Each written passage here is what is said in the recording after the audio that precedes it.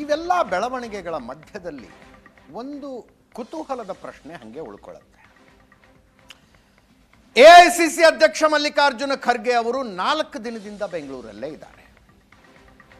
ಮುಖ್ಯಮಂತ್ರಿ ಸಿದ್ದರಾಮಯ್ಯನವರಿಂದ ಹಿಡಿದು ಅನೇಕ ಸಚಿವರನ್ನೊಳಗೊಂಡು ಶಾಸಕರುಗಳ ತನಕ ಅನೇಕರು ಹೋಗಿ ಅವರ ಮನೆಯಲ್ಲಿ ಭೇಟಿಯಾಗಿ ಬಂದರು. ಡಿ.ಕೆ. ಶಿವಕುಮಾರ್ ಅವರ ಮನೆಗೂ ಮಲ್ಲಿಕಾರ್ಜುನ ಖರ್ಗೆ ಅವರ ಮನೆಗೂ ಕಾಲ್ನಡಿಗೆಯ ಅಂತರ, ನಡ್ಕೊಂಡು ಹೋಗ್ಬಿಡ್ಬೋದು. ಆದರೂ 4 ದಿನದಲ್ಲಿ ಒಂದು ಸಲವೂ ಡಿ.ಕೆ. ಶಿವಕುಮಾರ್ ಅವರಾಗಲಿ ಡಿ.ಕೆ. ಸುರೇಶ್ ಅವರಾಗಲಿ ಮಲ್ಲಿಕಾರ್ಜುನ ಖರ್ಗೆ ಅವರನ್ನ ಭೇಟಿಯಾಗಲಿಲ್ಲ.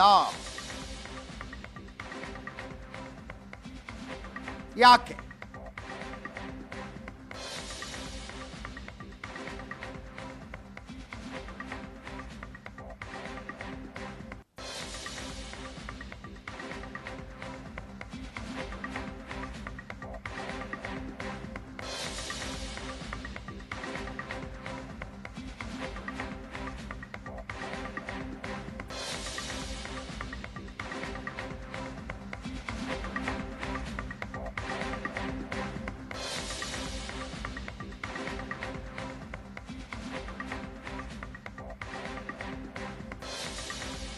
ದೆಹಲಿಯಿಂದ ಡಿ.ಕೆ. ಶಿವಕುಮಾರ್ ಅವರ ಮನವೊಲಿಕೆ ಪ್ರಯತ್ನಗಳು ನಡೀತಾ ಇದ್ದಾವೆ ಅಂತ ಸುದ್ದಿ ಇದೆ. ಇನ್ನೇನು ಬೆಳಗಾವಿ ಅಧಿವೇಶನ ಬರ್ತಾ ಇದೆ. ಅದಾದ ನಂತರ ನೋಡ್ತಿದ್ದಂಗೆ ಬಜೆಟ್ ಅಧಿವೇಶನನೂ ಶುರುವಾಗ್ಬಿಡುತ್ತೆ.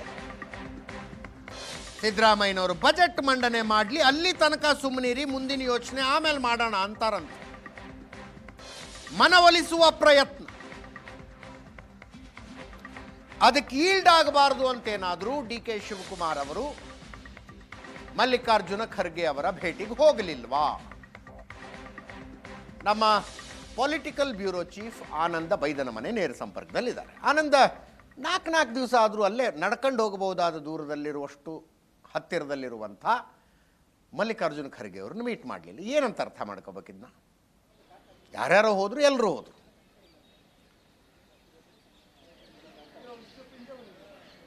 ಎಸ್, ಮುಖ್ಯಮಂತ್ರಿ ಸಹಿತ ಬಹುತೇಕ ಸಚಿವರೆಲ್ಲರೂ ಕೂಡ ಮಲ್ಲಿಕಾರ್ಜುನ ಖರ್ಗೆ ಅವರನ್ನ ಕಳೆದ 4 ದಿನಗಳಲ್ಲಿ ಭೇಟಿ ಮಾಡಿದ್ದಾರೆ. ಭೇಟಿ ಮಾಡಿ ಪ್ರಸಕ್ತ ರಾಜಕೀಯ ವಿದ್ಯಮಾನಗಳ ಬಗ್ಗೆ ಚರ್ಚೆಯನ್ನು ಮಾಡಿದ್ದಾರೆ. ಹೊರಗಡೆ ಬಂದು ಹೈಕಮಾಂಡ್ ತೆಗೆದುಕೊಳ್ಳುವ ಯಾವುದೇ ನಿರ್ಧಾರಕ್ಕೆ ನಾವು ಬದ್ಧ ಅಂತಕ್ಕಂಥ ಒಂದು ಸಹಜವಾಗಿರ್ತಕ್ಕಂಥ ರಿಯಾಕ್ಷನ್ಗಳನ್ನು ಎಲ್ಲ ನಾಯಕರು ಕೂಡ ಕೊಡ್ತಾ ಇದ್ದಾರೆ, ಎಲ್ಲ ಸಚಿವರು ಕೂಡ ಕೊಡ್ತಾ ಇದ್ದಾರೆ. ಆದರೆ ಭಾಳ ಮುಖ್ಯ ಅಂತಂದರೆ ಕೇವಲ 100 ಮೀಟರ್ ಅಂತರದಲ್ಲಿರ್ತಕ್ಕಂಥ ಡಿ.ಕೆ. ಶಿವಕುಮಾರ್ ಅವರು ಕಳೆದ 4 ದಿನಗಳಿಂದ ಮಲ್ಲಿಕಾರ್ಜುನ ಖರ್ಗೆ ಅವರನ್ನು ಭೇಟಿ ಮಾಡಿಲ್ಲ. ಮೊನ್ನೆ ವಿಧಾನಸೌಧದಲ್ಲಿ, ಅಂದರೆ ಶನಿವಾರ ವಿಧಾನಸೌಧದಲ್ಲಿ ಈ ಪ್ರಶ್ನೆಯನ್ನು ಕೇಳಿದಾಗ ನನ್ನ ಮನೆಗೂ ಅವ್ರ ಮನೆಗೂ 100 ಮೀಟರ್ ದೂರ ನಾನು ಯಾವ ಬೇಕಾದ್ರೂ ಹೋಗ್ತೇನೆ ಅಂತಕ್ಕಂಥ ಮಾತನ್ನು ಡಿ.ಕೆ. ಶಿವಕುಮಾರ್ ಹೇಳಿದರು. ಮತ್ತು ಡಿ.ಕೆ. ಶಿವಕುಮಾರ್ ಆಪ್ತ ವಲಯ ಎಲ್ಲವೂ ಕೂಡ ಅಂದ್ಕೊಂಡಂತೆ. ಆದರೆ ನಿನ್ನೆ ಡಿ.ಕೆ. ಶಿವಕುಮಾರ್ ಭೇಟಿ ಮಾಡ್ತಾರೆ ಅನ್ನುವಂಥ ಮಾಹಿತಿಯನ್ನು ನೀಡಿತ್ತು. ಆದರೆ ನಿನ್ನೆ ಕೂಡ ಭೇಟಿ ಮಾಡಲ್ಲ, ಇವತ್ತು ಕೂಡ ಭೇಟಿ ಮಾಡಿಲ್ಲ, ಇವತ್ತು ಭೇಟಿಯಾಗುವ ಯಾವ ಲಕ್ಷಣವೂ ಕೂಡ ಇಲ್ಲ. ದೆಹಲಿಗೆ ಹೋಗ್ತಾರೆ. ಅದರಲ್ಲಿ ಒಂದು ಗಮನ, ನಾಳೆ ಬೆಳಗ್ಗೆ 11 ಗಂಟೆಗೆ ಅವರು ಬೆಂಗಳೂರಿನಿಂದ ದೆಹಲಿಗೆ ವಾಪಸ್ ಆಗ್ತಾ ಇದ್ದಾರೆ. ಈಗಾಗಲೇ TP ಫೈನಲ್ ಆಗಿದೆ. ಸೊ ಇಲ್ಲಿರ್ತಕ್ಕಂಥ ಪ್ರಮುಖ ಪ್ರಶ್ನೆ ಅಂದರೆ, ದೆಹಲಿಗೆ ಹೋದ ಸಂದರ್ಭದಲ್ಲಿ ಡಿ.ಕೆ. ಶಿವಕುಮಾರ್ ಅವರು ಮಲ್ಲಿಕಾರ್ಜುನ ಖರ್ಗೆ ಅವರನ್ನ ಭೇಟಿ ಮಾಡಿದ್ರು. ಅವರು ಅಲ್ಲಿ ಏನೇನು ಹೇಳಬೇಕು ಅದನ್ನು ಹೇಳುವಂಥ ಪ್ರಯತ್ನಗಳು ಈಗಾಗಲೇ ಮಾಡಿದ್ದಾರೆ.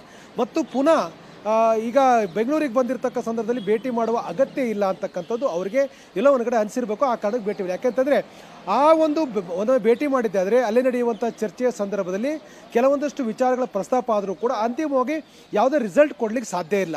ಮತ್ತು ಪುನಃ ಅದು ದೆಹಲಿಯಲ್ಲಿ ನಿರ್ಧಾರ ಆಗ್ತಕ್ಕಂಥದ್ದು. ಹಾಗಾಗಿ ಈಗಾಗಲೇ ದೆಹಲಿಯಲ್ಲಿ ಏನು ಹೇಳಬೇಕು ಹೇಳಾಗಿದೆ. ಮತ್ತೆ ಈ ರೀತಿ ಮತ್ತೊಂದು ಪ್ರಯತ್ನ ಮಾಡೋ ಅಗತ್ಯ ಇಲ್ಲ ಅನ್ನುವಂಥ ಕಾರಣಕ್ಕಾಗಿ ಡಿ.ಕೆ. ಶಿವಕುಮಾರ್ ಭೇಟಿ ಮಾಡಲಿಕ್ಕೆ ಮುಂದಾಗಿಲ್ಲ ಅನ್ನುವಂಥ ಮಾತುಗಳು ಕೇಳಿ ಬರ್ತಾ ಇದೆ. ಇದರ ಬೆನ್ನಲ್ಲೇ ತೆರೆಮರೆಯಲ್ಲಿ ಡಿ.ಕೆ. ಶಿವಕುಮಾರ್ ಆಪ್ತರಾಗಿರ್ತಕ್ಕಂಥ ಕೆಲವು ಸಚಿವರೆಲ್ಲರೂ ಕೂಡ ಹೋಗಿ ಮಲ್ಲಿಕಾರ್ಜುನ ಖರ್ಗೆ ಅವರನ್ನ ಕೂಡ ಭೇಟಿ ಮಾಡಿದ್ದಾರೆ. ಭೇಟಿ ಮಾಡಿ ಮಾತುಕತೆಯನ್ನು ಕೂಡ ಮಾಡಿದ್ದಾರೆ. ಅವರೆಲ್ಲರೂ ಕೂಡ ಡಿ.ಕೆ. ಶಿವಕುಮಾರ್ ಪರವಾಗಿರ್ತ ಅಭಿಪ್ರಾಯಗಳನ್ನು ವ್ಯಕ್ತಪಡಿಸಿದ್ದಾರೆ ಅನ್ನುವಂಥ ಮಾತುಗಳು ಕೂಡ ಇದೆ. ಆದರೆ ಅವರ ರಿಯಾಕ್ಷನ್ ಕೂಡ ಸೇಮ್. ಹೈಕಮಾಂಡ್ ತೆಗೆದುಕೊಳ್ಳೋ ನಿರ್ಧಾರಕ್ಕೆ ನಾವೆಲ್ಲ ಬದ್ಧ ಆಗಿದ್ದೇವೆ, ಹೈಕಮಾಂಡ್ ನೋಡ್ಕೊಳ್ಳುತ್ತೆ ಅಂತಕ್ಕಂಥ ಮಾತನ್ನು ಹೇಳ್ತಾ ಇದ್ದಾರೆ. ಆದರೆ ಒಂದಂತೂ ಸ್ಪಷ್ಟ, ನಿರ್ದಿಷ್ಟವಾಗಿರ್ತಕ್ಕಂಥ ಕಾರ್ಯಸೂಚಿಯ ಕಾರಣಕ್ಕಾಗಿಯೇ ಡಿ.ಕೆ. ಶಿವಕುಮಾರ್ ಮಲ್ಲಿಕಾರ್ಜುನ ಖರ್ಗೆಯನ್ನು ಭೇಟಿ ಮಾಡ್ತಕ್ಕಂಥ 2ನೇ ಪ್ರಯತ್ನ ಮಾಡಿಲ್ಲ ಅಂತಕ್ಕಂಥದ್ದು ಬಹಳ ಸ್ಪಷ್ಟ ಆಗಿದೆ.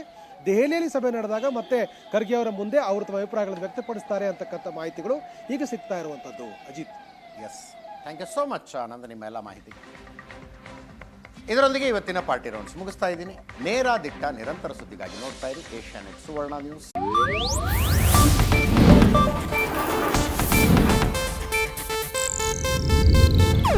ಇದು ಏಷ್ಯಾನೆಟ್ ನ್ಯೂಸ್ ನೆಟ್ವರ್ಕ್ ಪ್ರಸ್ತುತಿ.